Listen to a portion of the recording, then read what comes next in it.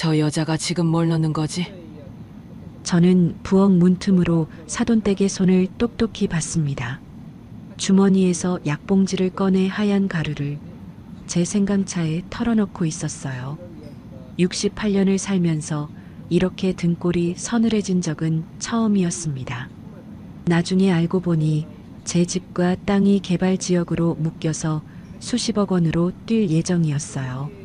사돈댁은 저를 치매 환자로 몰아 요양원에 쳐넣고 그 재산을 빼돌릴 계획이었던 겁니다. 그런데 그 여자는 아무 일 없다는 듯 찻잔을 들고 거실로 나왔습니다. 어머님, 감기에 좋은 생강차예요. 제가 정성껏 타드렸어요. 따뜻한 미소까지 지으면서요. 저는 그 순간 결심했습니다. 심장이 터질 것 같았지만 저도 웃었어요. 아무것도 모르는 척. 그때 마침 감기에 걸린 며느리가 기침을 하며 집에 들어왔습니다. 저는 그 생강차를 며느리에게 건넸습니다. 유진아, 타돈댁이 정성껏 타주신 거다. 감기 걸렸으니까 너 마셔라. 그 순간 사돈댁 얼굴이 하얗게 질렸습니다. 그리고 미친 듯이 달려들어 찻잔을 빼앗더니 바닥에 엎어버렸어요. 저는 그때 확신했습니다. 이 여자가 제 목숨을 노리고 있었다는 걸요. 그리고 이 여자의 진짜 정체가 드러나는 순간 제 며느리는 바닥에 무릎을 꿇고 오열했습니다. 35년을 살면서 처음 알게 된 진실. 어릴 때부터 알바비까지 빼앗기고 평생 친어머니에게 돈벌이 도구로 이용당해 왔다는 것. 심지어 결혼마저도 이 집 재산을 노리고 주선한 거였다는 것. 자식한테 이용당하는 게 얼마나 가슴 찢어지는 일인지 저는 누구보다 잘 압니다. 과연 이 악독한 사돈댁의 최후는 어떻게 됐을까요? 그리고 저와 며느리는 어떻게 진짜 가족이 됐을까요? 안녕하세요 여러분. 오늘도 찾아와 주셔서 정말 감사해요. 구독과 좋아요, 알림 설정 꼭 눌러주시고요. 오늘은 68세 시어머니가 사돈댁이 자기 생강차에 약 타는 걸 목격하고 그 차를 웃으며 며느리에게 건넨 이야기입니다. 여러분, 만약 나를 해치려는 사람의 정체를 알게 됐다면 어떻게 하시겠어요? 끝까지 함께 해주세요. 따스한 봄볕이 창문을 통해 거실 안으로 쏟아지던 오후였습니다. 박순자는 소파에 앉아 텔레비전을 보고 있었어요. 며칠 전부터 콧물이 나고 목이 칼칼했지만 대수롭지 않게 여기고 있었죠. 그때 현관 초인종이 울렸습니다. 문을 열자 사돈댁 김영숙이 환한 얼굴로 서 있었어요. 어머님, 저예요. 근처 지나다가 들렀어요. 영숙은 손에 생강 한 봉지를 들고 있었습니다. 어머님, 감기 기운 있으시다고 유진이한테 들었어요. 제가 생강차 타드릴게요. 순자는 고맙다며 영숙을 맞이했습니다. 영숙은 익숙한 듯 부엌으로 들어가 찬장에서 찻잔을 꺼내고 물을 끓이기 시작했어요. 순자는 다시 소파에 앉아 텔레비전을 바라봤습니다. 그런데 목이 너무 말랐어요. 물 한 잔 마시려고 부엌으로 향했습니다. 부엌 문 앞에 다다랐을 때 순자는 발걸음을 멈췄습니다. 문이 살짝 열려 있었고 그 틈새로 영숙의 뒷모습이 보였어요. 영숙은 고개를 좌우로 돌려 주변을 살피고 있었습니다. 순자는 무심코 그 모습을 지켜봤어요. 그 순간 영숙이 주머니에서 무언가를 꺼냈습니다. 작은 약봉지였어요. 영숙은 그 봉지를 뜯어 하얀 가루를 찻잔에 털어 넣었습니다. 순자의 눈이 커졌습니다. 심장이 쿵쿵 뛰기 시작했어요. 저게 뭐지? 왜 저런 걸 넣는 거지? 순자는 숨을 멈추고 문틈 사이로 계속 지켜봤습니다. 영숙은 숟가락으로 차를 저어 가루를 녹인 뒤 아무 일 없다는 듯 찻잔을 들었습니다. 순자는 재빨리 발걸음을 돌려 거실로 돌아갔어요. 소파에 앉아 아무것도 모르는 척 텔레비전을 바라봤습니다. 손이 떨렸지만 꾹 참았습니다. 68년을 살면서 이렇게 등골이 서늘해진 적은 처음이었어요. 잠시 후 영숙이 찻잔을 들고 거실로 나왔습니다. 어머님, 생강차 타왔어요. 따뜻할 때 드세요. 영숙은 따뜻한 미소를 지으며 찻잔을 내밀었습니다. 순자는 그 웃는 얼굴을 바라봤어요. 방금 전 부엌에서 본 그 손이 지금 찻잔을 건네고 있었습니다. 순자도 웃었습니다. 아무것도 모르는 척 평소처럼 웃었어요. 고마워요, 사돈댁. 일부러 이런 걸 챙겨주시고. 순자가 찻잔을 받으려는 순간 현관문이 열렸습니다. 어머니, 저 왔어요. 며느리 유진이 기침을 하며 들어섰어요. 얼굴이 창백하고 목소리가 쉬어 있었습니다. 순자가 물었습니다. 유진아, 너 감기 걸렸어? 유진은 연신 기침을 하며 대답했어요. 네, 어머니. 어젯밤부터 열이 나고 목이 너무 아파요.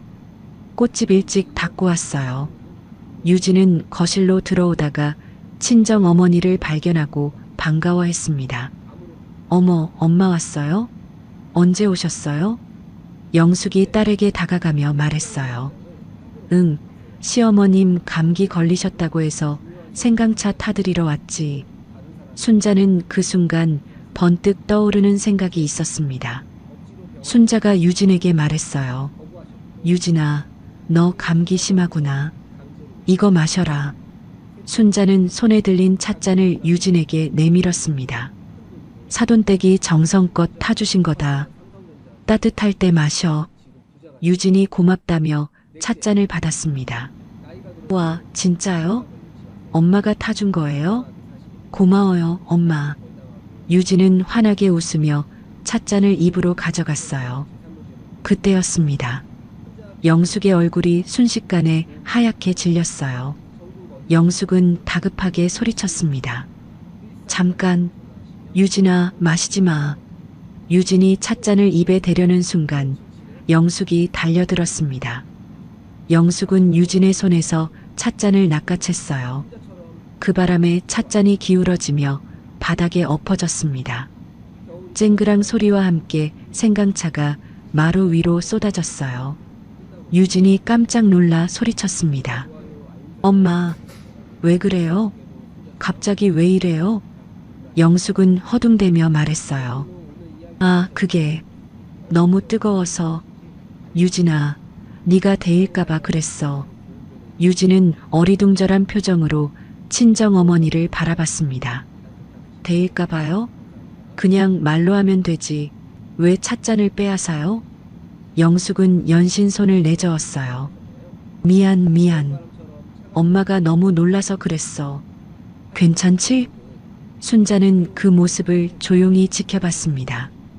영숙의 손이 미세하게 떨리고 있었어요. 이마에 식은땀이 맺혀 있었습니다. 순자는 천천히 자리에서 일어났어요. 그리고 부엌에서 휴지를 가져와 바닥에 엎질러진 차를 닦기 시작했습니다. 순자는 찻잔 받침에 고인 차까지 꼼꼼하게 휴지로 닦아냈어요. 그리고 그 휴지를 버리지 않고 살짝 접어 앞치마 주머니에 넣었습니다.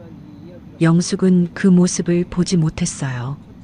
유진을 달래느라 정신이 없었거든요. 순자가 영숙에게 말했습니다. 사돈댁, 오늘 일부러 와주셔서 고마워요. 그런데 저도 좀 피곤하고 유진이도 아픈 것 같으니까 오늘은 이만 들어가 쉬세요. 영숙은 순자의 눈치를 살폈어요. 아, 네. 그래요, 어머님. 푹 쉬세요. 영숙은 서둘러 가방을 챙기며 현관으로 향했습니다. 문을 나서며 뒤를 돌아봤지만 순자는 담담한 표정으로 서 있었어요. 영숙이 떠나고 유진도 몸이 안 좋다며 자기 방으로 들어갔습니다. 집안이 조용해졌어요. 순자는 거실 소파에 천천히 앉았습니다. 앞치마 주머니에서 아까 그 휴지를 꺼냈어요. 생강차 얼룩이 진하게 배어 있었습니다. 순자는 부엌으로 가서 비닐봉지를 꺼냈어요. 휴지를 조심스럽게 비닐봉지에 넣고 입구를 꼭 묶었습니다. 그리고 냉장고 맨 안쪽 깊숙한 곳에 넣어두었어요. 순자는 냉장고 문을 닫고 한참을 서 있었습니다. 머릿속이 복잡했어요. 왜 사돈댁이 생강차에 저런 걸 넣었을까? 약봉지에 든 하얀 가루는 대체 뭐였을까? 그리고 왜 유진이가 마시려 하자 저렇게 당황했을까? 순자는 최근 있었던 일들을 떠올렸습니다. 얼마 전 영숙이 집에 왔을 때 대뜸 재산 얘기를 꺼냈었어요.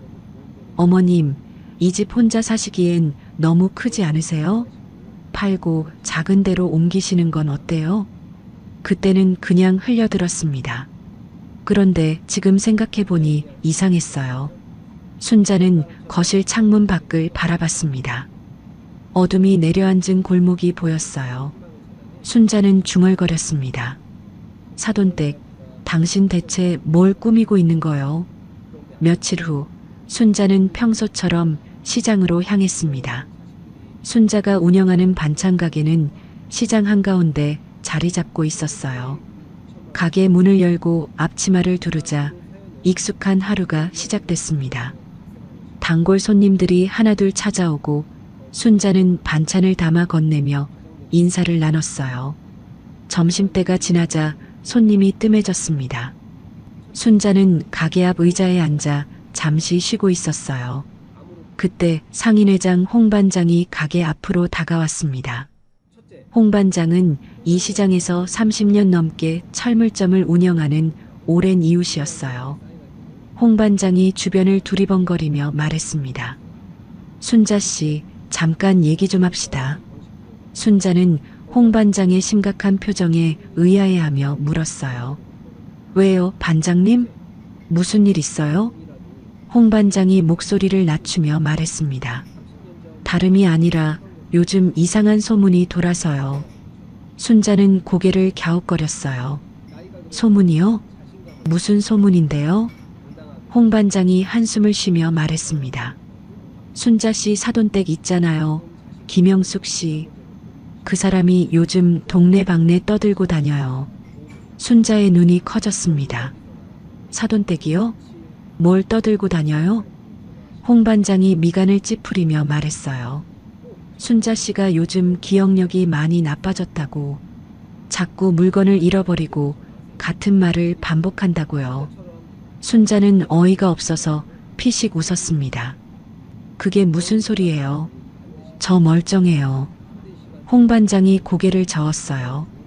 저도 알아요. 순자 씨가 얼마나 정정하신지. 근데 문제는 그게 아니에요. 홍 반장의 목소리가 더 낮아졌습니다.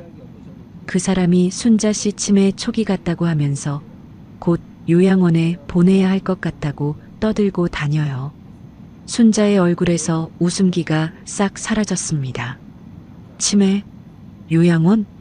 심장이 철렁 내려앉았어요. 며칠 전 영숙이 생강차에 약을 탔던 장면이 떠올랐습니다.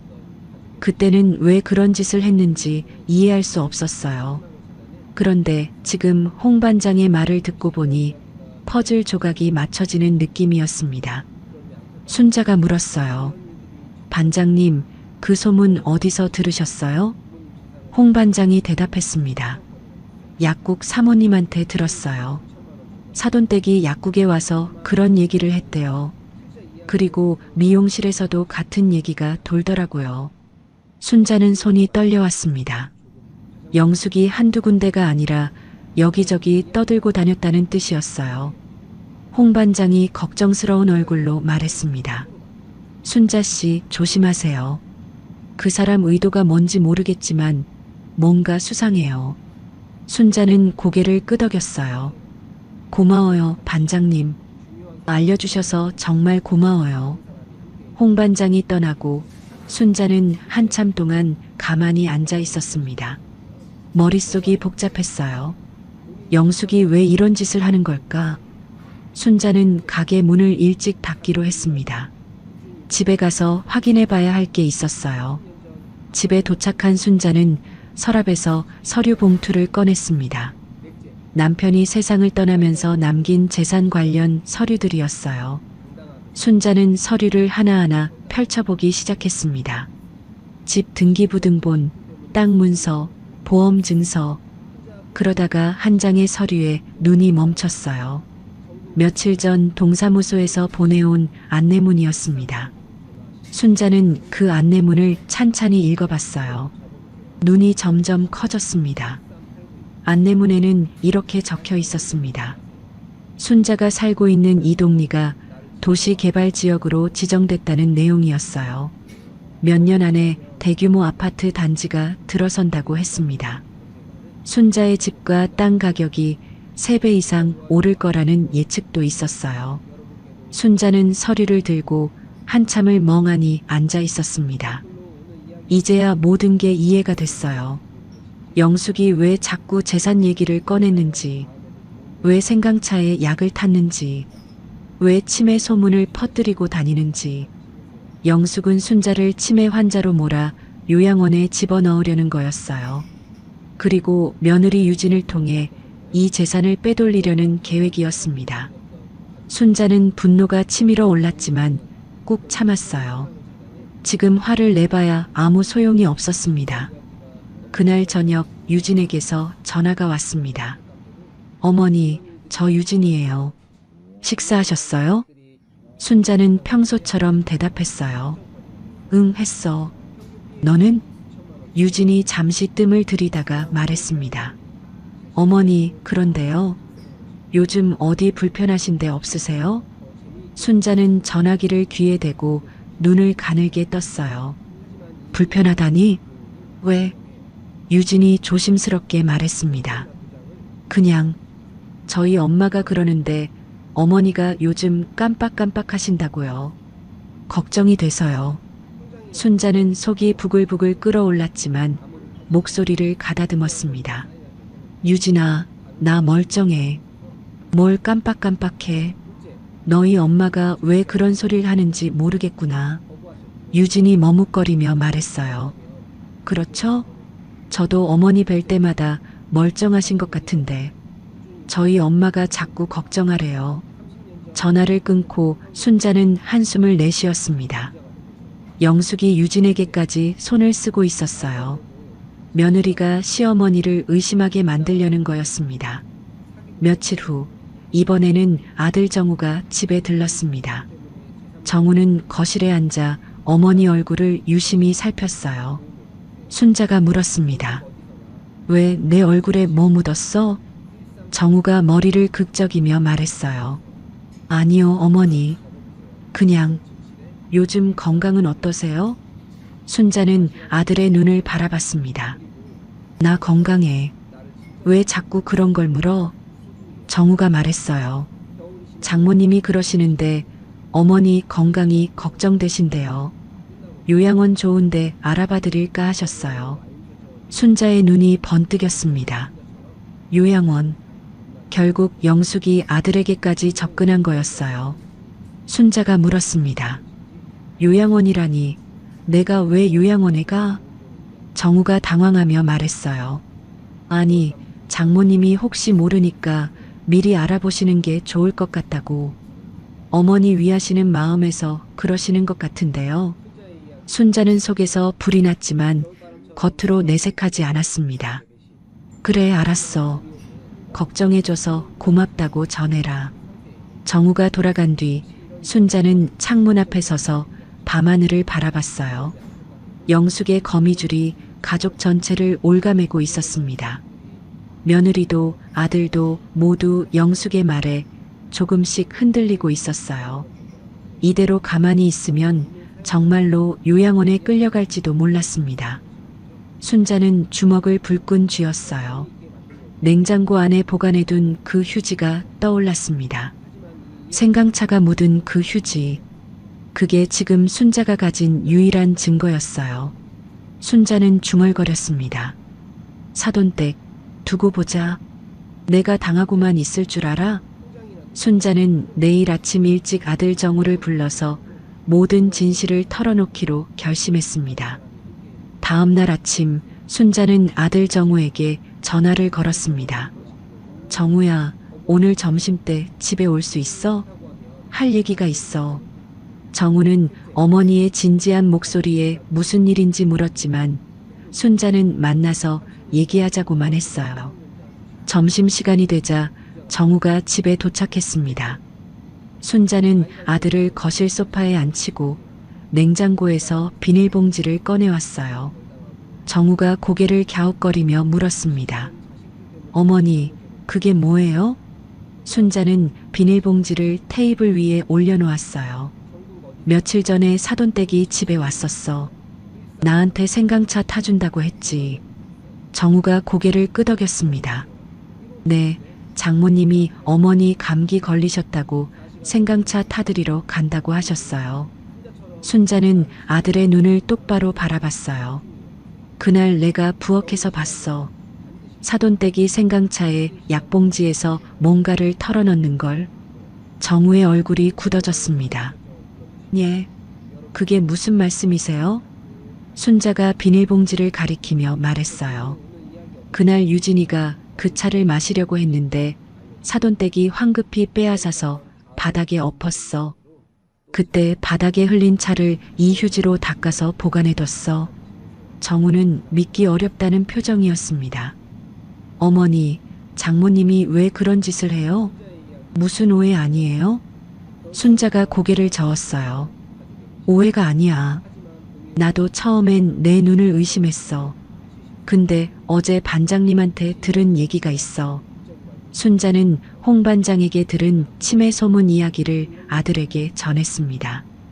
영숙이 동네방네 순자가 치매 초기 같다고 떠들고 다닌다는 것. 곧 요양원에 보내야 할 것 같다고 말하고 다닌다는 것.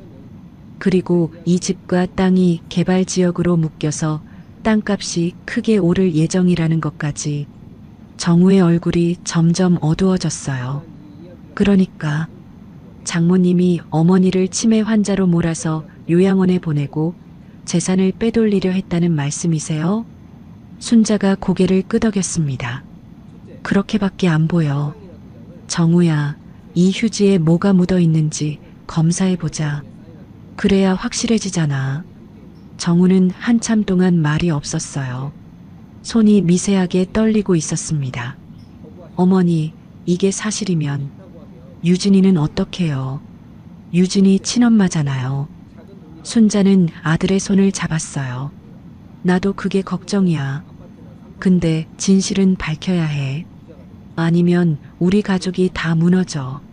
정우는 긴 한숨을 내쉬고 고개를 끄덕였습니다. 알겠어요, 어머니. 저랑 같이 가요.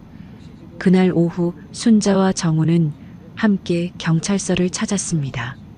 접수 창구에서 사정을 설명하자 담당 형사가 나와 이야기를 들었어요. 형사는 비닐봉지에 담긴 휴지를 받아들고 말했습니다. 성분 분석을 의뢰해 드리겠습니다. 결과가 나오는데 일주일 정도 걸립니다. 순자와 정우는 고맙다고 인사하고 경찰서를 나왔어요. 일주일이 지났습니다. 경찰서에서 연락이 왔어요.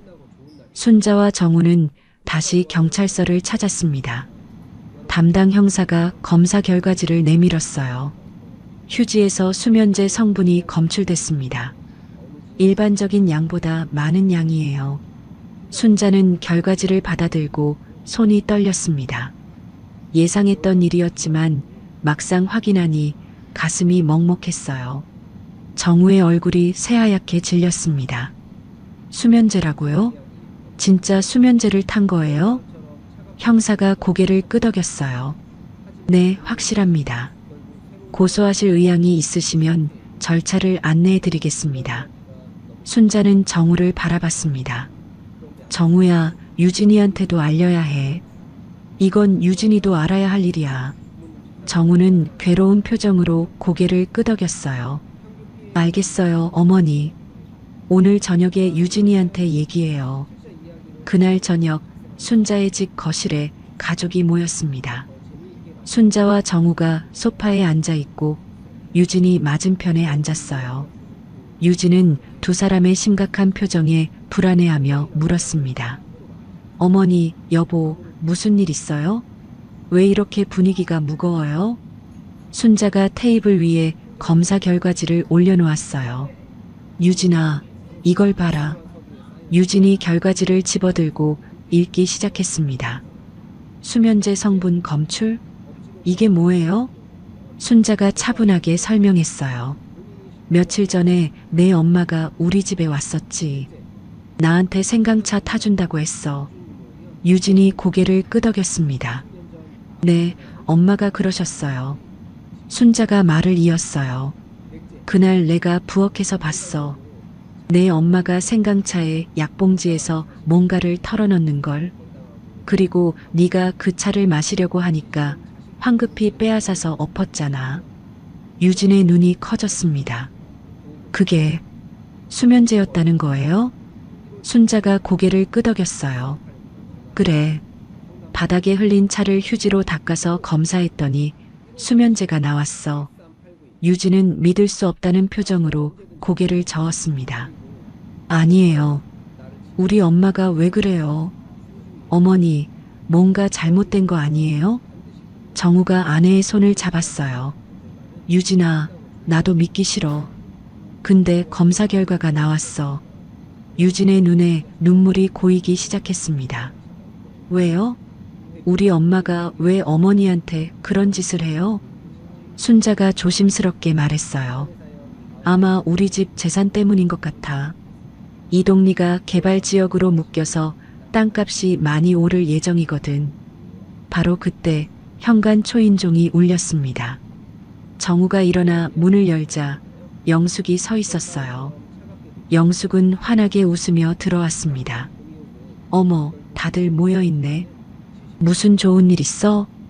영숙은 거실로 들어오다가 테이블 위에 검사 결과지를 보고 멈칫했어요.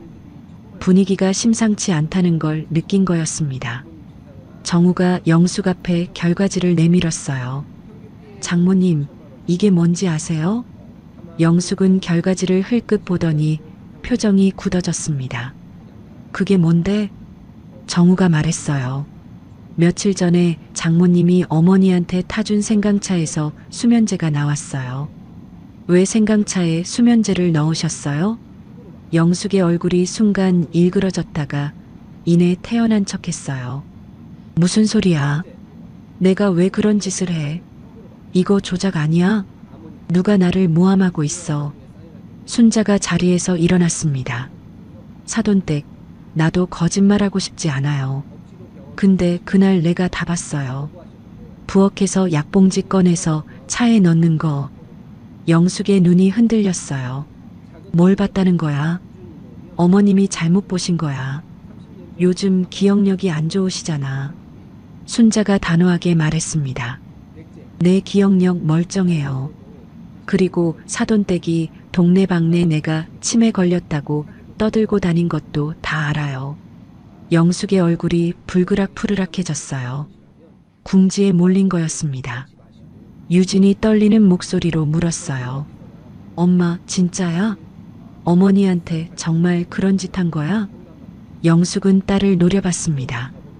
그리고 갑자기 태도를 확 바꿨어요. 그래, 내가 했어. 어쩔 건데. 영숙의 목소리가 거실에 울려 퍼졌습니다.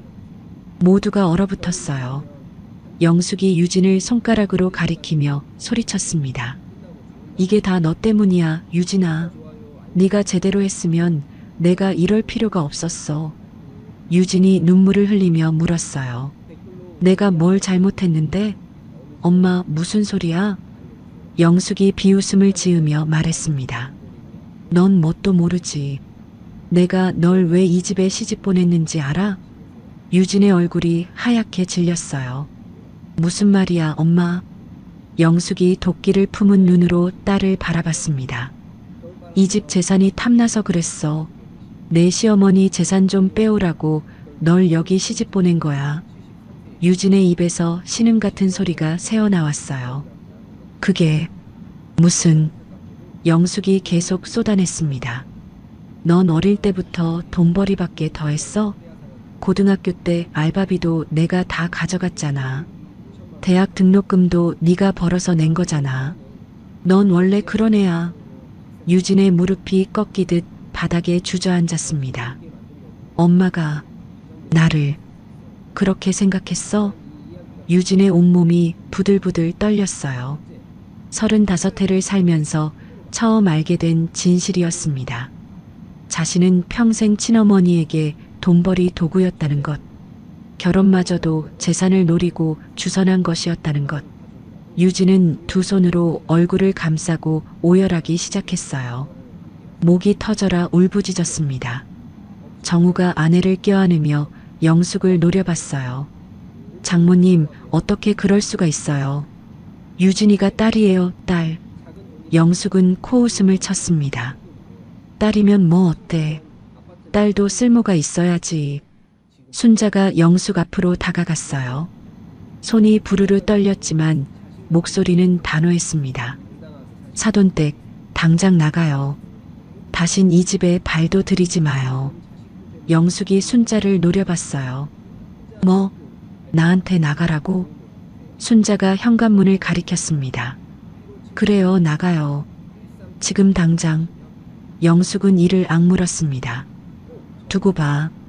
유진이는 끝까지 내 딸이야. 내가 가만 안 있을 거야. 영숙은 악다구니를 쓰며 현관으로 향했어요. 문을 쾅 닫고 나가는 소리가 집안을 울렸습니다. 유진은 여전히 바닥에 주저앉아 울고 있었어요. 순자는 며느리 옆에 무릎을 꿇고 앉았습니다. 유진의 떨리는 등을 가만히 쓰다듬었어요. 유진아, 괜찮아. 내가 있어.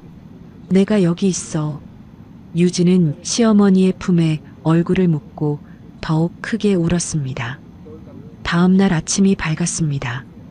순자는 일찍 눈을 떴지만 유진의 방 앞에서 발걸음을 멈춰야 했어요. 방 안에서 흐느끼는 소리가 새어나오고 있었습니다. 유진은 밤새 울었던 거였어요. 순자는 문을 두드려 볼까 하다가 망설였습니다. 지금 유진에게 무슨 말을 해줘야 할지 알 수 없었어요. 순자는 부엌으로 가서 죽을 끓이기 시작했습니다. 유진이 밥을 먹지 않았으니 뭐라도 먹여야 했어요. 죽이 다 끓자 순자는 쟁반에 담아 유진의 방 앞에 놓았습니다. 문을 똑똑 두드리며 말했어요. 유진아, 죽 끓였어. 문 앞에 놓을게. 조금이라도 먹어. 대답이 없었습니다. 순자는 한숨을 쉬며 거실로 돌아왔어요. 점심때가 되어도 유진은 방에서 나오지 않았습니다.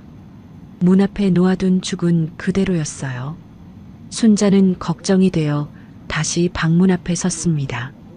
안에서는 여전히 흐느끼는 소리가 들렸어요. 순자는 그 소리를 들으며 가슴이 찢어지는 것 같았습니다. 문득 40년 전의 기억이 떠올랐어요. 순자도 저렇게 울었던 적이 있었습니다. 친정어머니에게 버림받던 그날, 순자는 눈을 감았어요. 그 기억이 선명하게 되살아났습니다. 1985년 28살의 순자는 친정집 마루에 앉아 있었어요. 남편과 결혼한 지 3년째 되던 해였습니다. 시댁 살림이 어려워서 친정의 도움을 구하러 갔었죠. 그런데 친정어머니 박말자는 차가운 눈으로 순자를 바라봤어요. 넌 시집간 년이야. 이제 남이란 말이다. 순자는 애원했습니다. 어머니, 저 좀 도와주세요. 정말 어려워요. 박말자는 콧방귀를 뀌었어요. 도와줘? 뭘 도와줘? 시집가서 못 살겠으면 이혼하든가. 우리 집 재산은 네 오빠들 줄 거야. 넌 한 푼도 생각하지 마. 순자의 눈에서 눈물이 흘러내렸습니다. 어머니, 저도 딸이에요. 어떻게 그러세요? 박말자가 자리에서 벌떡 일어났어요. 딸이 뭔 소용이야. 시집가면 끝이야. 다신 오지 마라. 오늘부로 넌 내 딸 아니야. 순자는 충격에 말문이 막혔습니다. 박말자가 소리쳤어요. 뭘 멍하니 앉아있어? 당장 나가. 순자는 친정집 마당으로 쫓겨났습니다. 대문이 쾅 닫혔어요. 그날따라 비가 쏟아졌습니다. 순자는 대문 앞에서 한참을 울었어요.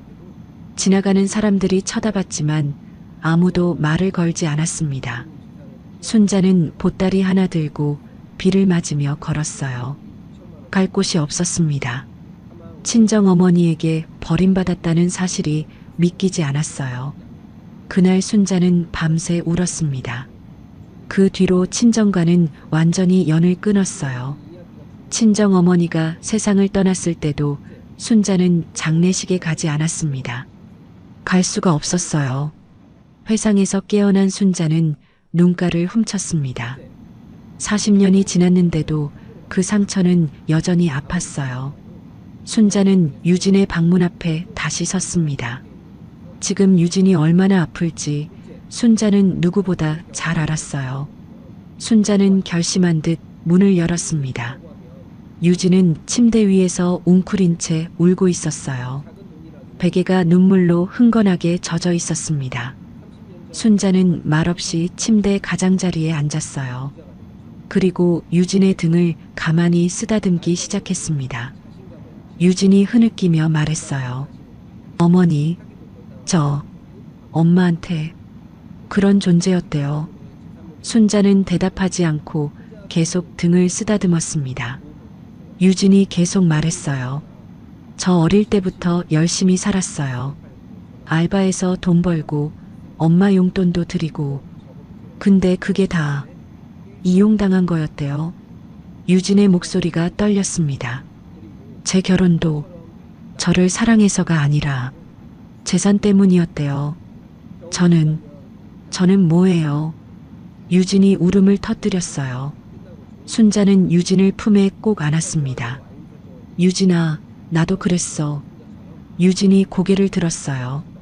눈물 범벅이 된 얼굴로 시어머니를 바라봤습니다. 어머니도요?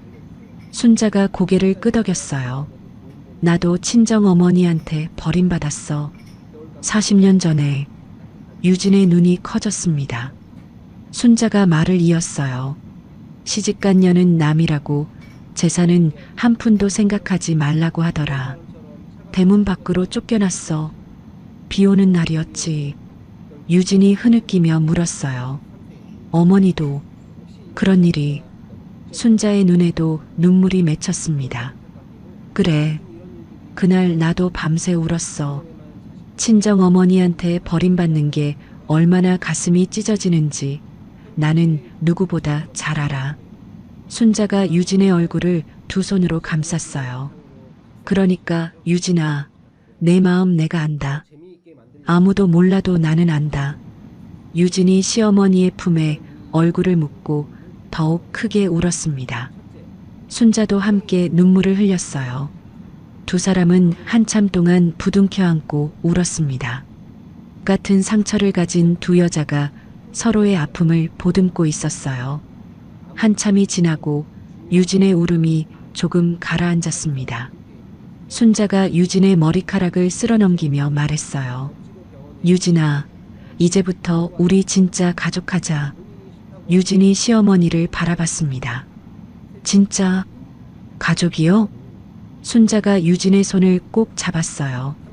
그래, 내가 너 엄마 해줄게. 앞으로 나한테 엄마라고 불러. 응? 유진의 눈에서 다시 눈물이 쏟아졌습니다. 하지만 이번엔 다른 눈물이었어요. 유진이 떨리는 목소리로 말했습니다. 어머니, 아니 엄마, 고마워요. 순자가 유진을 다시 품에 안았어요. 울지 마. 이제 다 괜찮아. 내가 있어. 저녁이 되어 정우가 퇴근하고 집에 돌아왔습니다. 거실에 들어서자 소파에 나란히 앉은 두 사람이 보였어요.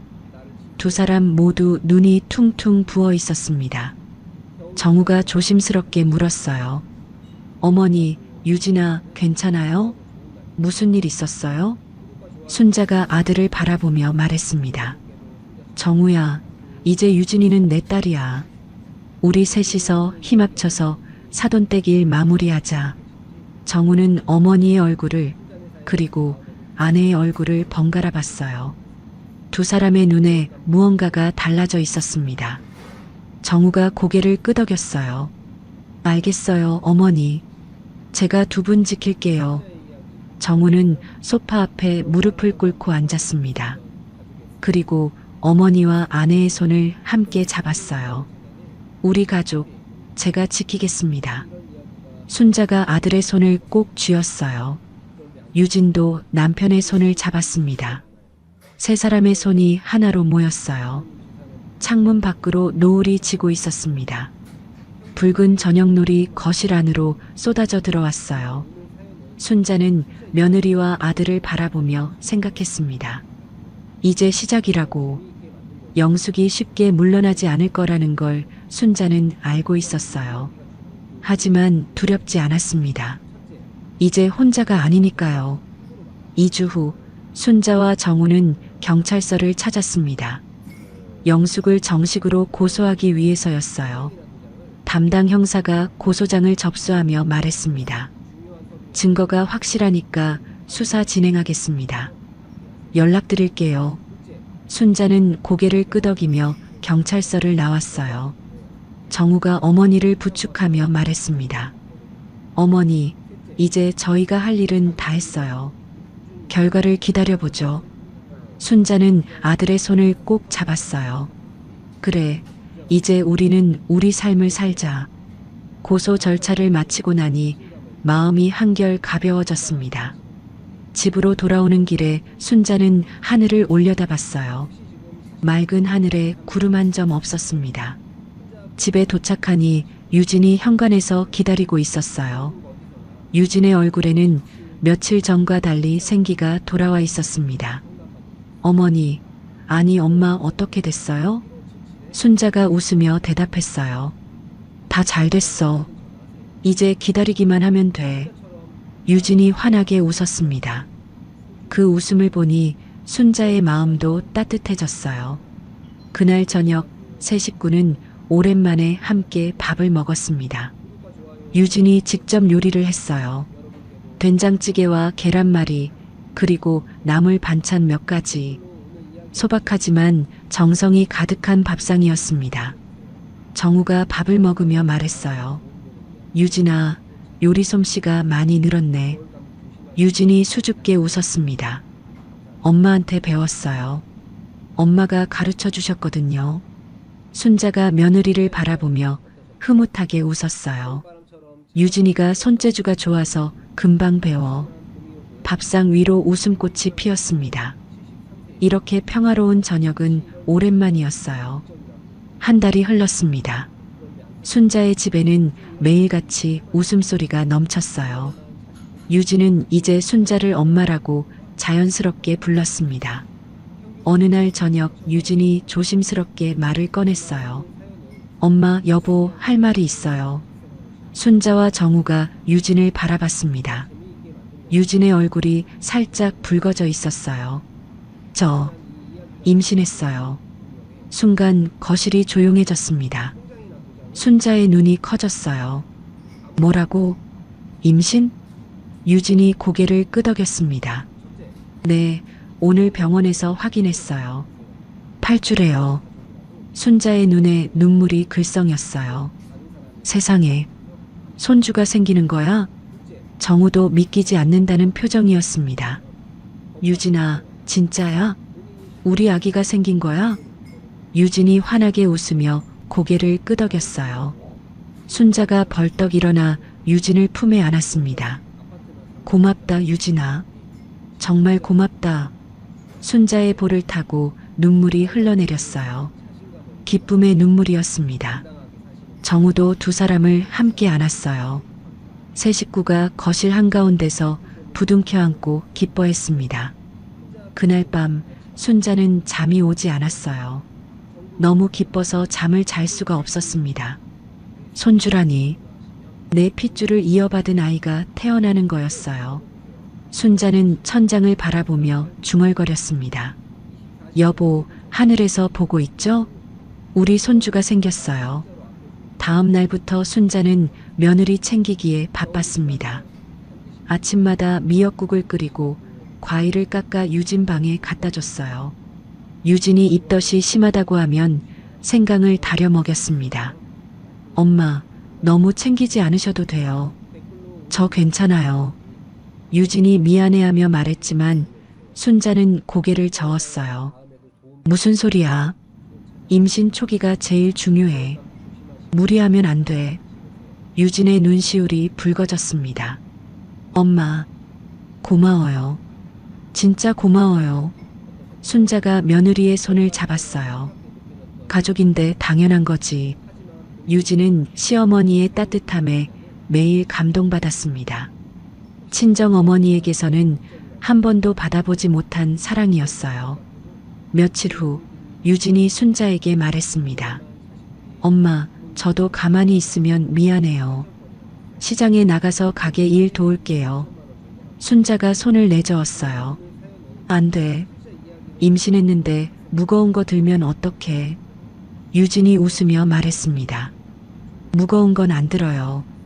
계산대에 앉아서 가벼운 것만 할게요. 엄마 혼자 일하시는 거 보기 미안해요. 순자는 며느리의 눈을 바라봤어요. 진심이 담긴 눈이었습니다. 그래, 그럼 가벼운 것만 해. 조금이라도 힘들면 바로 집에 가야 해. 네, 엄마. 약속할게요. 다음 날부터 유진은 순자와 함께 시장에 나갔습니다. 순자의 반찬 가게에서 계산대에 앉아 손님을 맞았어요.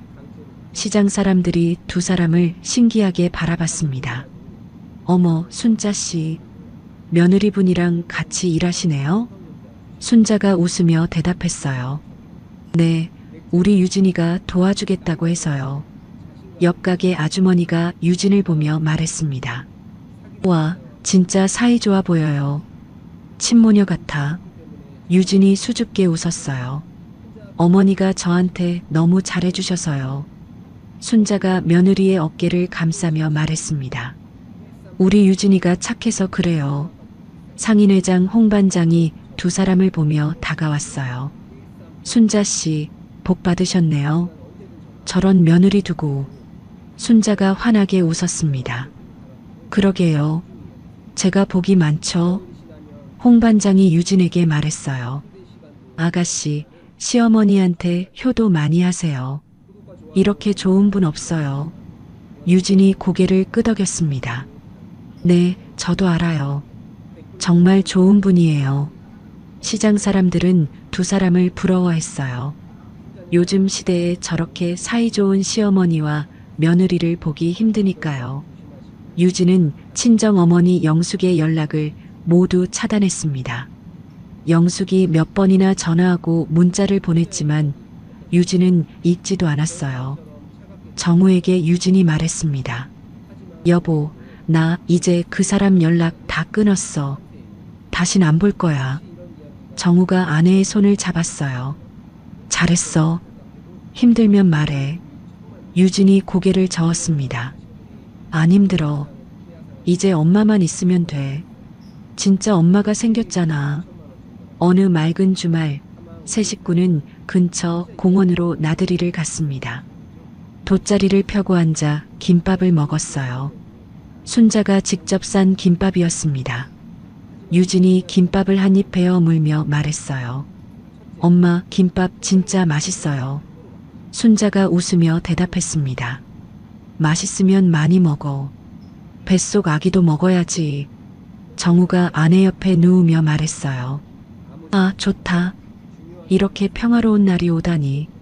순자는 며느리와 아들을 바라봤어요. 따사로운 햇살 아래 세 사람의 얼굴에 웃음꽃이 피어 있었습니다. 유진이 순자의 손을 꼭 잡았어요. 엄마, 저 태어나서 이렇게 행복한 건 처음이에요. 순자의 가슴이 뭉클해졌습니다. 나도 그래. 유진아, 나도 행복해. 유진이 순자의 어깨에 머리를 기댔어요. 순자는 며느리의 머리카락을 쓸어넘겼습니다. 저 멀리 아이들이 뛰어노는 소리가 들렸어요. 곧 저 아이들처럼 우리 손주도 여기서 뛰어놀겠지. 순자는 하늘을 올려다봤습니다. 파란 하늘에 흰 구름이 둥실둥실 떠가고 있었어요. 이 행복이 오래가기를 순자는 간절히 바랐습니다. 행복한 나날이 계속되던 어느 날 오후였습니다. 순자는 시장에 볼 일이 있어서 잠깐 가게를 비웠어요. 유진에게 계산대를 맡기고 나갔습니다. 유진아, 나 잠깐 은행 다녀올게. 30분이면 돼. 유진이 밝게 대답했어요. 네, 엄마. 다녀오세요. 저 여기 있을게요. 순자가 떠나고 얼마 지나지 않아 손님이 몰려들기 시작했습니다. 점심시간이 가까워지면서 반찬을 사러 오는 사람들이 한꺼번에 몰린 거였어요. 유진은 혼자서 정신없이 손님을 맞았습니다. 잠깐만요. 여기 계란말이 2팩이요. 저도요. 저기 김치 좀 주세요. 멸치볶음은 안 남았어요? 손님들의 주문이 쏟아졌어요. 유진은 이리 뛰고 저리 뛰며 반찬을 담았습니다. 그때 한 손님이 말했어요. 아가씨, 저기 뒤에 김치통 좀 가져다 줘요. 앞에 거 다 떨어졌잖아. 유진은 뒤돌아봤습니다. 커다란 김치통이 선반 위에 놓여 있었어요. 무거워 보였지만 손님이 기다리고 있었습니다. 유진은 망설이다가 김치통을 들어 올렸어요. 생각보다 훨씬 무거웠습니다. 유진은 이를 악물고 김치통을 앞쪽으로 옮겼어요. 그 순간 배 아래쪽이 뻐근하게 당기는 느낌이 들었습니다. 유진은 잠시 멈춰서 배를 움켜잡았어요. 괜찮아, 괜찮아. 유진은 스스로를 다독이며 다시 일을 시작했습니다. 손님들이 하나둘 빠져나가고 가게가 조용해졌어요. 그제야 순자가 돌아왔습니다. 유진아, 손님 많았어? 유진이 웃으며 대답했어요. 네, 점심때라 좀 바빴어요. 근데 다 했어요. 순자가 가게 안을 둘러봤습니다. 그리고 뒤쪽 선반이 비어 있는 걸 발견했어요. 저기 김치통 네가 옮긴 거야? 유진이 머뭇거리며 대답했습니다. 네, 손님이 급하다고 해서. 순자의 얼굴이 굳어졌어요. 유진아, 무거운 거 들지 말랬잖아. 임신했는데 왜 그래? 유진이 고개를 숙였습니다. 죄송해요, 엄마. 손님이 기다리고 있어서. 순자가 한숨을 쉬었어요. 내고 됐어. 앞으로는 절대 무거운 거 들지 마. 알았지? 유진이 고개를 끄덕였습니다. 네, 엄마. 죄송해요. 순자는 며느리의 얼굴을 살폈어요. 얼굴이 조금 창백해 보였습니다. 너 얼굴이 왜 그래? 어디 안 좋아? 유진이 고개를 저었어요. 아니에요. 괜찮아요. 좀 피곤해서 그래요. 순자는 걱정이 됐지만 유진이 괜찮다고 하니 더 묻지 않았습니다. 그날 저녁 유진은 일찍 방에 들어가 누웠어요. 피곤하다면서요. 순자는 미역국을 끓여서 유진 방에 가져다 줬습니다. 유진아, 미역국 먹어. 기운 차려야지. 유진이 억지로 웃으며 대답했어요. 고마워요, 엄마. 조금 이따 먹을게요. 순자는 찜찜한 마음으로 방을 나왔습니다. 밤이 깊어졌어요. 순자는 거실에서 텔레비전을 보다가 잠이 들었습니다. 그때 화장실에서 이상한 소리가 들렸어요. 쿵. 순자가 눈을 번쩍 떴습니다. 뭐야? 순자는 자리에서 일어나 화장실로 향했어요. 화장실 문이 반쯤 열려 있었습니다. 유진아? 대답이 없었어요. 순자가 문을 밀고 들어가는 순간 심장이 철렁 내려앉았습니다. 유진이 화장실 바닥에 쓰러져 있었어요. 얼굴이 새하얗게 질려 있었습니다. 유진아, 유진아. 순자가 소리를 지르며 유진에게 달려갔어요. 유진의 몸을 일으키려는데 바닥에 핏자국이 보였습니다. 순자의 온몸이 얼어붙었어요. 세상에, 안 돼. 순자는 떨리는 손으로 전화기를 집었습니다. 119에 전화를 걸었어요. 여보세요. 임산부가 쓰러졌어요. 피가 나요. 빨리 와주세요. 순자는 주소를 말하고 전화를 끊었습니다. 그리고 바로 정우에게 전화했어요. 정우야, 유진이가 쓰러졌어. 빨리 병원으로 와. 몇 분 후 구급차가 도착했습니다. 구급대원들이 유진을 들것에 실었어요. 순자도 구급차에 함께 탔습니다. 병원으로 가는 내내 순자는 유진의 손을 꼭 잡고 있었어요. 유진아, 정신 차려. 괜찮아. 괜찮을 거야. 유진은 의식이 희미한 상태였습니다. 응급실에 도착하자마자 유진은 안으로 실려 들어갔어요. 순자는 응급실 앞에서 발을 동동 굴렀습니다. 얼마 후 정우가 헐레벌떡 뛰어왔어요. 어머니, 유진이 어때요? 순자가 아들을 붙잡았습니다. 아직 몰라. 의사 선생님이 보고 있어. 정우의 얼굴이 새파랗게 질렸어요. 두 사람은 응급실 앞 의자에 앉아 기다렸습니다. 1시간이 지났을까? 의사가 응급실에서 나왔어요. 순자와 정우가 벌떡 일어났습니다. 선생님, 우리 유진이 어때요? 의사의 표정이 심각했어요.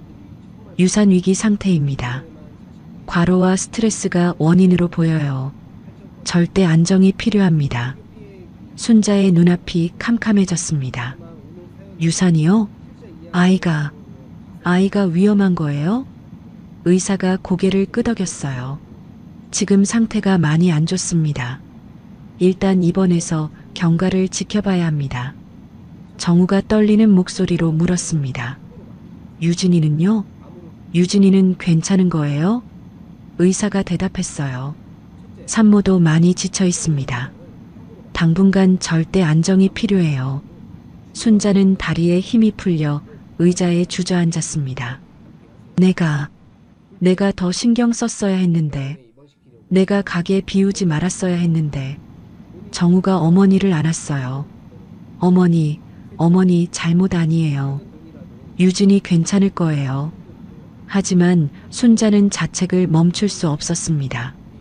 며칠간 유진은 중환자실에서 위험한 상태가 이어졌어요. 순자는 병원을 떠나지 않았습니다. 중환자실 앞 복도에서 밤을 새웠어요. 유진아, 제발 눈 떠. 제발. 순자는 매일 기도했습니다. 정우도 회사에 휴가를 내고 병원에 있었어요. 이틀째 되던 날 저녁, 병원 복도가 소란스러워졌습니다. 내 딸이 어디 있어? 유진이 어디 있냐고. 순자가 고개를 들었어요. 영숙이 병원 복도를 뛰어오고 있었습니다. 순자의 눈이 커졌어요. 저 여자가 왜 여기 있어? 영숙이 순자 앞에 멈춰 섰습니다. 유진이 어디 있어? 내 딸이 쓰러졌다며. 정우가 영숙 앞을 가로막았어요. 장모님, 여긴 어떻게 오신 거예요? 영숙이 소리쳤습니다. 동네 사람한테 들었어. 유진이가 병원에 실려갔다고. 영숙은 정우를 밀치고 중환자실로 가려 했어요. 정우가 영숙을 막아섰습니다. 장모님은 오실 자격 없습니다. 나가주세요. 영숙이 눈을 부라렸어요. 뭐? 자격이 없어? 내가 낳은 딸이야. 순자가 자리에서 일어났습니다. 천천히 영숙 앞으로 걸어갔어요. 사돈댁, 유진이한테 평생 해준 게 뭐가 있어요? 영숙이 순자를 노려봤습니다. 뭐? 순자의 목소리가 차가웠어요. 이용만 하고 돈만 빼앗고 결혼까지 재산 보고 시킨 사람이 지금 와서 엄마예요? 영숙의 얼굴이 일그러졌어요. 그래도 낳아준 엄마야. 피는 못 속인다고. 순자가 고개를 저었습니다. 피가 뭐가 중요해요. 진짜 엄마는 자식 이용 안 해요. 영숙이 주먹을 불끈 쥐었어요. 이 할망구가. 영숙이 순자에게 달려들려는 순간 병원 보안 요원들이 달려왔습니다. 여기서 뭐 하시는 겁니까? 소란 피우시면 안 됩니다. 보안 요원들이 영숙을 붙잡았어요. 영숙이 발버둥 쳤습니다. 내 딸 보러 온 거야. 보안 요원이 단호하게 말했어요. 소란 피우시면 경찰 부릅니다. 나가주세요. 영숙은 끌려가면서도 소리쳤습니다. 두고 봐. 유진이는 내 딸이야. 끝까지 내 딸이라고. 영숙의 목소리가 복도 끝으로 멀어져 갔어요. 순자는 지친 몸을 이끌고 다시 중환자실 앞 의자에 앉았습니다. 정우가 옆에 앉았어요. 어머니, 괜찮으세요? 순자가 고개를 끄덕였습니다. 나는 괜찮아. 유진이만 살아나면 돼. 순자는 중환자실 문을 바라봤어요. 저 문 안에서 유진이 힘겹게 버티고 있었습니다. 순자는 두 손을 모으고 눈을 감았어요. 제발, 제발 우리 유진이 살려주세요. 사흘간의 고비가 이어졌습니다. 순자는 병원을 떠나지 않았어요. 중환자실 앞 복도에서 밤을 새우며 유진이 깨어나기를 기다렸습니다. 정우도 회사에 휴가를 내고 어머니 곁을 지켰어요. 두 사람은 서로를 의지하며 힘든 시간을 버텼습니다. 사흘째 되던 날 아침 담당 의사가 중환자실에서 나왔어요. 순자와 정우가 벌떡 일어났습니다. 의사의 얼굴에 미소가 번졌어요. 고비를 넘겼습니다. 산모와 아이 모두 안정을 찾았어요. 순자의 무릎에서 힘이 풀렸습니다. 그 자리에 주저앉으며 눈물이 쏟아졌어요. 감사합니다. 감사합니다. 정우도 눈물을 흘리며 의사에게 연신 고개를 숙였습니다. 선생님, 정말 감사합니다. 의사가 말했어요. 이제 일반 병실로 옮길 겁니다. 면회 가능해요. 순자는 떨리는 다리를 일으켜 세웠습니다. 정우의 부축을 받으며 유진의 병실로 향했어요. 병실 문을 열자 유진이 침대에 누워 있었습니다. 얼굴이 창백했지만 눈을 뜨고 있었어요. 순자가 유진에게 다가갔습니다. 유진아. 유진이 시어머니를 보고 희미하게 웃었어요. 엄마, 저 살았어요. 순자는 유진의 손을 꼭 잡았습니다. 눈물이 멈추지 않았어요. 그래, 살았어. 잘했어. 정말 잘했어. 유진의 눈에서도 눈물이 흘러내렸습니다. 엄마가 계속 지켜줘서 제가 버틸 수 있었어요. 순자가 유진의 이마에 얼굴을 묻었어요. 앞으로는 내가 더 잘 챙길게. 다신 이런 일 없게 할게. 정우가 아내의 다른 손을 잡았습니다. 유진아, 고생했어.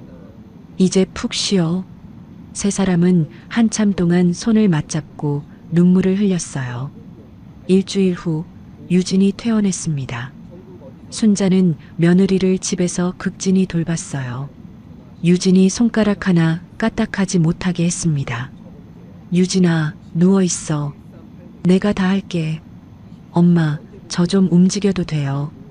답답해요. 안 돼. 의사 선생님이 절대 안정이라고 했잖아. 유진은 시어머니의 정성에 감동받았어요. 친정어머니에게서는 한 번도 받아보지 못한 보살핌이었습니다. 한편 경찰 수사가 마무리되었습니다.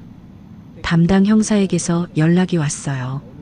박순자 씨, 김영숙 씨에게 출석 요구가 내려졌습니다. 검찰로 송치될 예정이에요. 순자는 전화를 끊고 깊은 한숨을 내쉬었습니다. 드디어 영숙이 법의 심판을 받게 되는 거였어요. 수사 과정에서 충격적인 사실이 밝혀졌습니다. 영숙이 과거에도 비슷한 수법으로 범행을 저질렀던 거예요. 몇 년 전 다른 노인에게도 수면제를 먹여서 금품을 빼돌린 전력이 있었습니다. 그 피해자는 혼자 사는 할머니였어요. 영숙은 그 할머니에게 접근해서 친절하게 굴었습니다. 그러다가 음식에 수면제를 타서 재산을 빼앗은 거였어요. 당시에는 증거 불충분으로 기소되지 않았지만 이번 사건으로 모든 게 드러났습니다. 검찰은 영숙을 상해미수, 사기, 그리고 유사수법 연쇄범죄 혐의로 기소했어요. 2달 후 재판이 열렸습니다. 순자와 정우, 그리고 유진이 함께 법원에 갔어요. 유진은 배가 많이 불러 있었습니다. 임신 6개월째였어요. 법정에 들어서자 피고인석에 영숙이 앉아 있었습니다. 영숙의 얼굴은 많이 수척해져 있었어요. 예전에 당당하던 모습은 온데간데 없었습니다. 재판이 시작됐습니다. 검사가 영숙의 범행을 낱낱이 밝혔어요. 순자에게 수면제를 먹이려 한 것, 동네에 치매 소문을 퍼뜨린 것, 과거에도 다른 노인에게 같은 짓을 한 것, 모든 증거가 제시됐습니다. 영숙의 변호사가 반론을 했지만 증거 앞에서는 힘을 쓰지 못했어요. 재판 막바지 영숙이 발언권을 요청했습니다.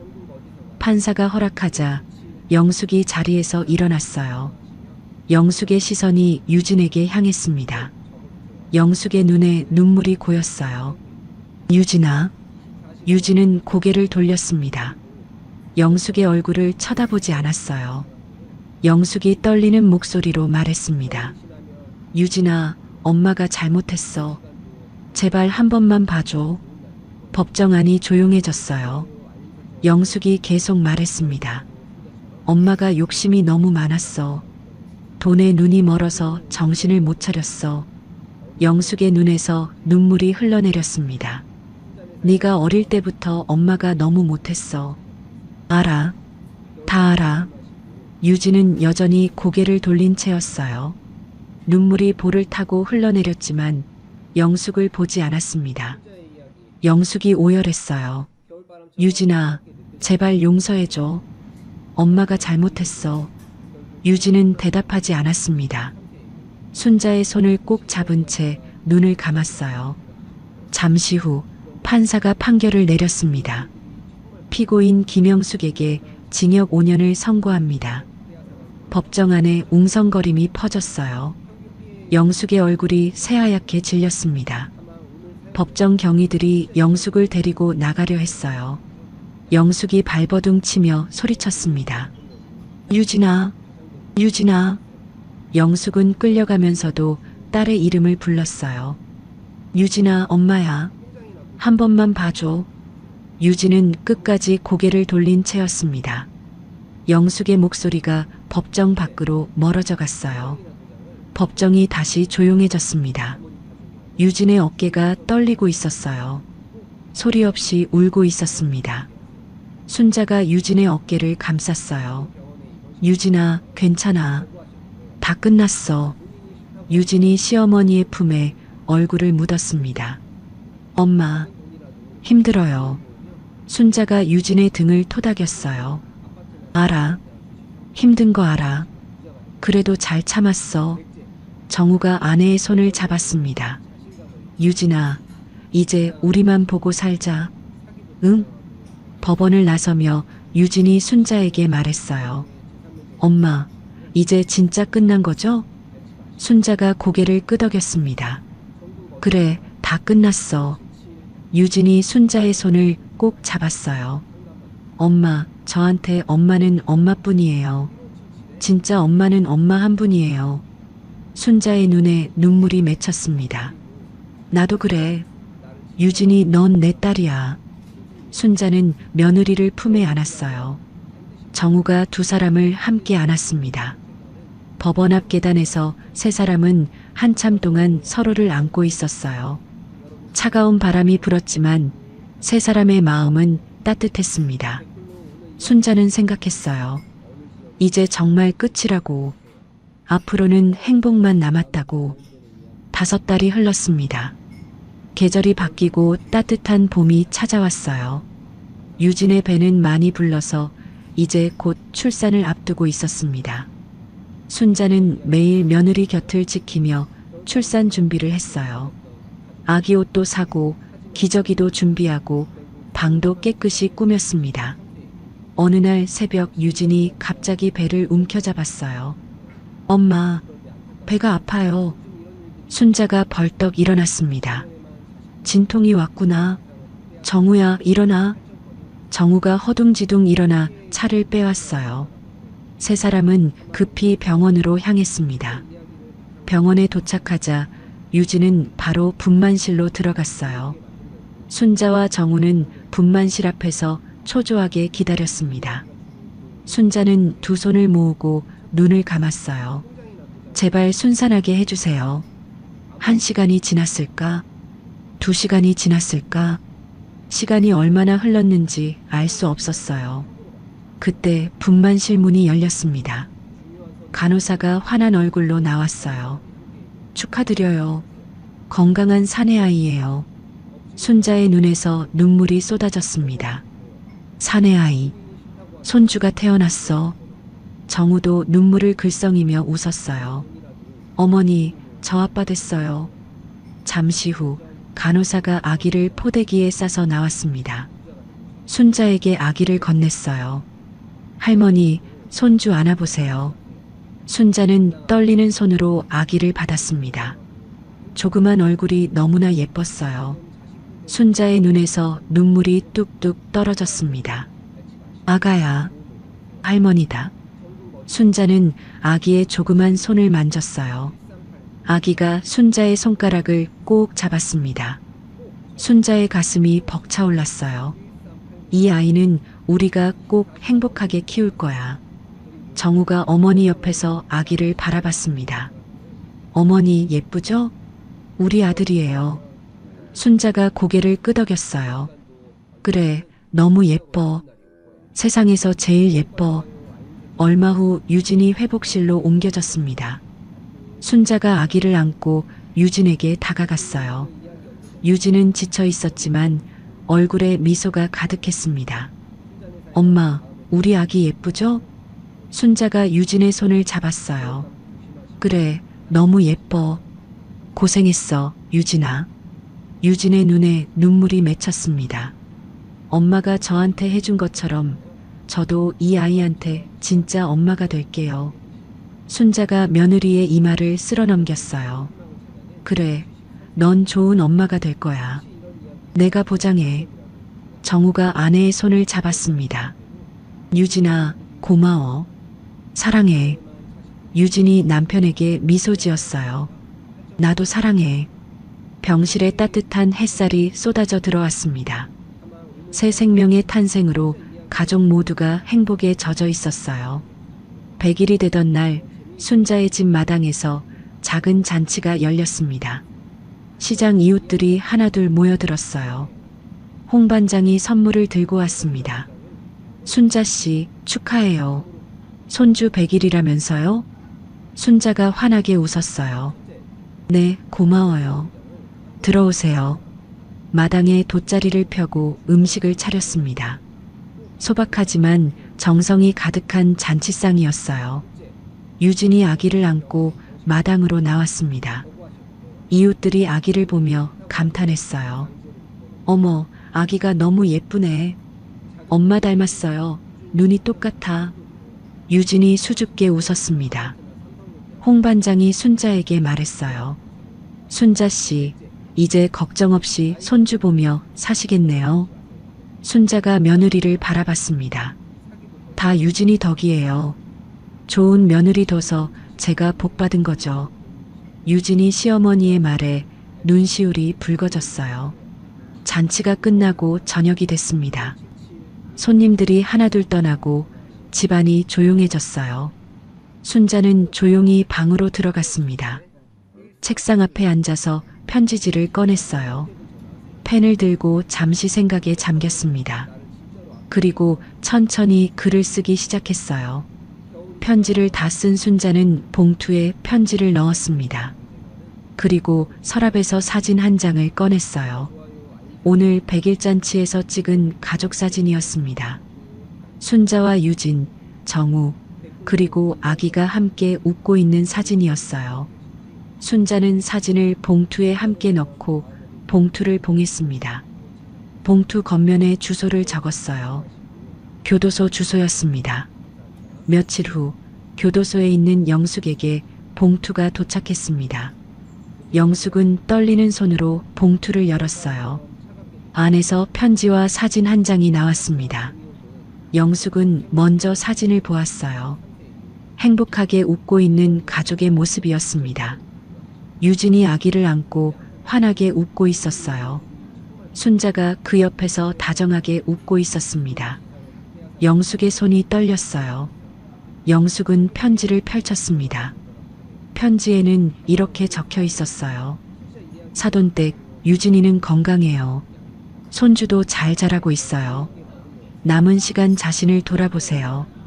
짧은 문장이었습니다. 영숙은 편지를 읽고 또 읽었어요. 가슴 한구석이 쿵 내려앉는 것 같았습니다. 영숙은 사진 속 유진의 얼굴을 오래 바라봤어요. 딸의 웃는 얼굴을 보니 눈물이 흘러내렸습니다. 유진아, 엄마가 잘못했어.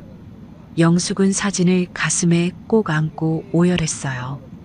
이제야 자신이 무슨 짓을 했는지 깨달은 거였습니다. 딸의 행복을 빼앗으려 했던 자신이 너무나 부끄러웠어요. 영숙은 한참을 울었습니다. 처음으로 진심 어린 회한의 눈물이었어요.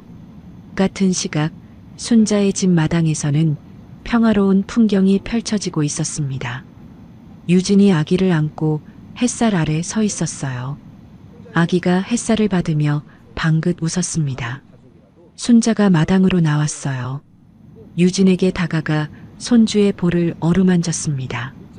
우리 강아지 할머니 왔어. 아기가 순자를 보고 까르르 웃었어요. 유진이 시어머니를 바라봤습니다. 엄마 고마워요. 저한테 진짜 가족이 되어줘서. 순자가 며느리의 손을 잡았어요. 나야말로 고맙지. 좋은 며느리 만나서 행복해. 정우가 마당으로 나와 두 사람 곁에 섰습니다. 어머니, 유진아, 뭐해요? 순자가 아들을 바라보며 웃었어요. 아무것도. 그냥 행복해서 서 있어. 세 사람이 함께 웃었습니다. 순자는 며느리와 아들, 그리고 손주를 바라봤어요. 이것이 진짜 가족이었습니다. 피가 아니라 마음으로 맺어진 가족. 서로를 아끼고 사랑하는 가족. 순자가 말했어요. 우리 가족, 이제 아무도 못 건드려. 유진과 정우가 고개를 끄덕였습니다. 네, 엄마. 우리 가족이에요. 마당에 웃음소리가 퍼졌어요. 따뜻한 봄바람이 불어왔습니다. 순자는 하늘을 올려다봤어요. 파란 하늘에 흰 구름이 둥실 떠가고 있었습니다. 여보, 보고 있죠? 우리 다 잘 지내고 있어요. 순자의 얼굴에 평화로운 미소가 번졌습니다. 힘든 시간이 지나고 마침내 행복이 찾아왔어요. 박순자의 이야기 어떠셨나요? 차가운 겨울을 버텨낸 나무가 봄에 가장 단단한 뿌리를 내리듯 순자와 유진은 시련 끝에 피보다 진한 가족이 되었습니다. 시작하기 전에 미리 말씀드려야 할 게 있었는데요. 사돈댁이 생강차에 수면제를 타고 치매로 몰아 요양원에 보내려 했다는 이야기에 세상에 이런 일이 진짜 있어? 라고 생각하실 수도 있겠지만 실제로 가족이나 지인에 의한 노인재산 탈취 범죄는 해마다 늘어나고 있습니다. 경찰청 통계에 따르면 노인 대상 경제 범죄 중 가족이나 친인척이 가해자인 경우가 전체의 30%를 넘는다고 해요. 특히 부동산 가격이 오르는 지역에서는 이런 일이 더 자주 발생한다고 합니다. 다만 오늘 사연은 실제 경험담을 바탕으로 각색한 것이라는 점 양해 부탁드려요. 전달 과정에서 일부 과장이나 극적 요소가 더해졌을 수 있습니다. 하지만 이 이야기가 주는 교훈은 분명해요.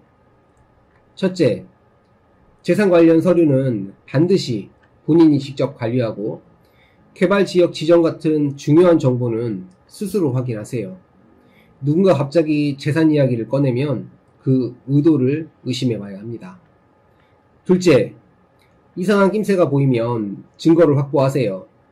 순자처럼 휴지 하나라도 보관해 둔 것이 결정적인 증거가 됐습니다. 의심스러운 상황에서는 침착하게 기록을 남기는 것이 중요해요. 셋째, 피가 가족을 만드는 게 아닙니다. 순자와 유진처럼 서로를 진심으로 아끼는 마음이 진짜 가족을 만들어요. 상처 준 사람이 가족이라는 이유로 참고 살 필요는 없습니다. 넷째, 같은 상처를 가진 사람들끼리는 서로의 아픔을 가장 잘 이해합니다. 혼자 끌어안지 말고 마음을 나눌 사람을 찾으세요.